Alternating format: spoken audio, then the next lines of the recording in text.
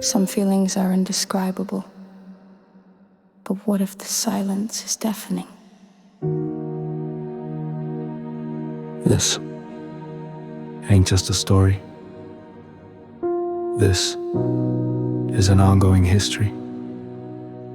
Be it a baby with diapers or a school kid.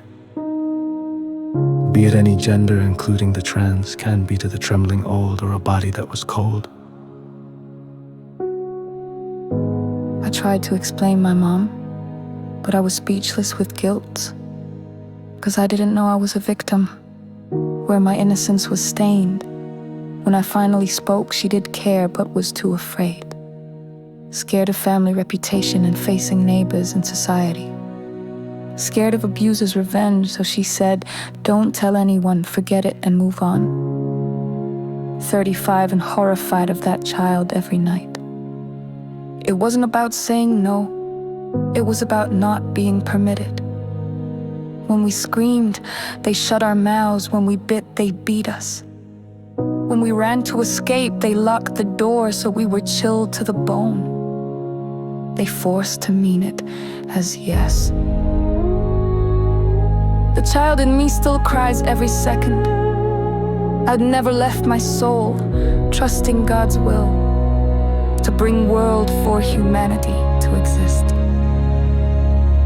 Not in between four walls, even staircase or scooter, even bus or street, even while carrying, or even while sleeping. Abuser doesn't care if you are an orphan or with parents. Usually wears the face of the one you blindly trust. An educated or uneducated, married or single, a boss, a rich or poor, a stranger or neighbor, teacher or pastor, toxic lover or sibling or even your own parent. Not all are psychopaths, but be aware. And don't say why I didn't say then. I was threatened, I was scared if my parents would house arrest. Abuse doesn't seek permission, neither cares age or fabric, but always an opportunity. And the abuser is not always a male, can be a female or a trans. We feared to go out because of this. But not even the safest place was safe. No, God helped us. Not even the abuser felt pity. It was so terrifying that the black sheep in disguise was a pure soul. It happens amidst a place of God, to not just a believer, but to an atheist too. Any caste or race or color or creed, it's not just me too. It's not just saying no means no. No sex education helped. No defense mechanism did as well.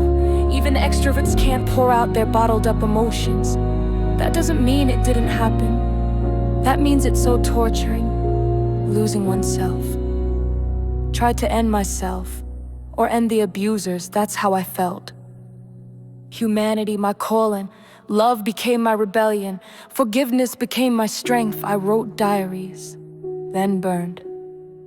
Sent voice notes to my late dad, cried with taps running in bathroom. My pillow knew my tears better than any soul, because how do you explain this universal pain that even words are afraid to touch the depth?